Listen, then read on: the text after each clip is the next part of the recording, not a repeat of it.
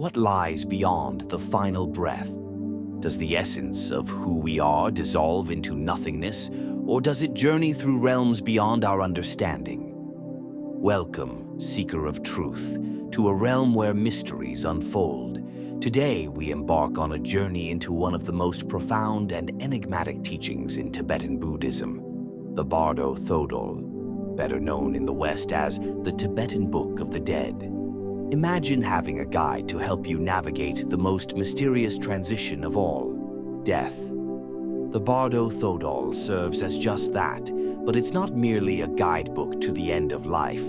It's a spiritual compass, charting the path through the other side, revealing what happens after our final moments. Brace yourself, for we are about to step through a portal of the unknown and uncover secrets that could forever change our understanding of existence. The Bardo Thodol was written by Padmasambhava, a figure so legendary that his very name is synonymous with mystery. Born in India, Padmasambhava is credited with bringing Buddhism to Tibet in the 8th century. Revered as the Guru Rinpoche, the Precious Master, he was not just a spiritual teacher, he was a mystic, a yogi with extraordinary abilities. His deep understanding of life and death birthed the Bardo Thodol, a sacred guide not only for the living, but also for those who have passed, showing them a path to liberation, even after death.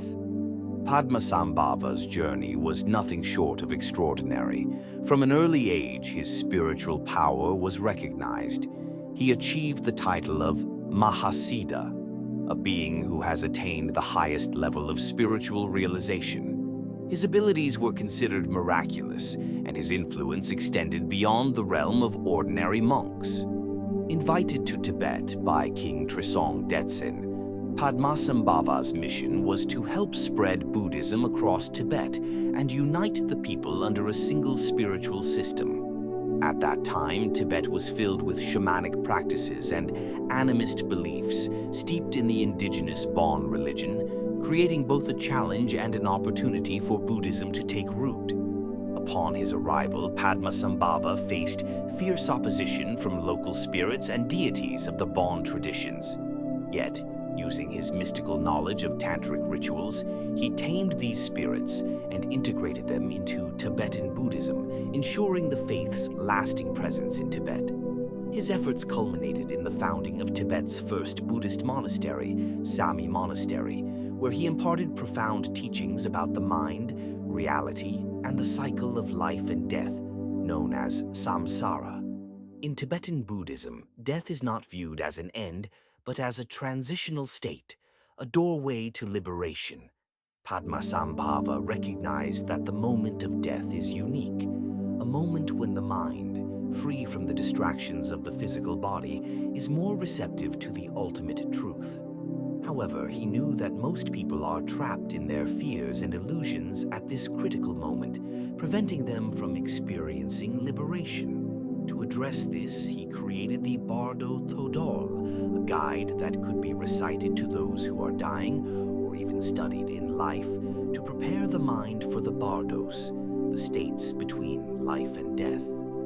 Padmasambhava's compassion is the foundation of this guide, offering hope even when everything seems to unravel. That many people might not achieve enlightenment in life, but death still offers one last opportunity. He instructed practitioners to recognize the clear light, the pure manifestation of the mind that appears at the moment of death. This light, according to the Bardo Thodol, is a radiant, unconditional consciousness, a state of peace that transcends duality and fear. The Bardo Thodol reveals 3 key stages, or bardos, that every soul must pass through. The Cho Bardo, the moment of death. In this first bardo, the soul experiences the moment of death itself, the transition where the physical body dissolves and consciousness is freed from its material boundaries. Once the dissolution is complete, the soul faces the clear light, a brilliant and pure light that represents the highest nature of the mind. For a spiritually prepared soul, this recognition of the clear light leads to instant liberation. No further passage through the bardos is necessary. However, if the soul is unprepared, the overwhelming light may be feared, and the soul may retreat, missing the chance for liberation. The Chid Bardo, the realm of visions. In this bardo, the soul finds itself in a realm where physical boundaries cease to exist. Here, the soul encounters visions created by its own mind, which may appear in peaceful or wrathful forms. The peaceful visions represent enlightened qualities, while the wrathful visions express the unresolved emotions and attachments carried over from life.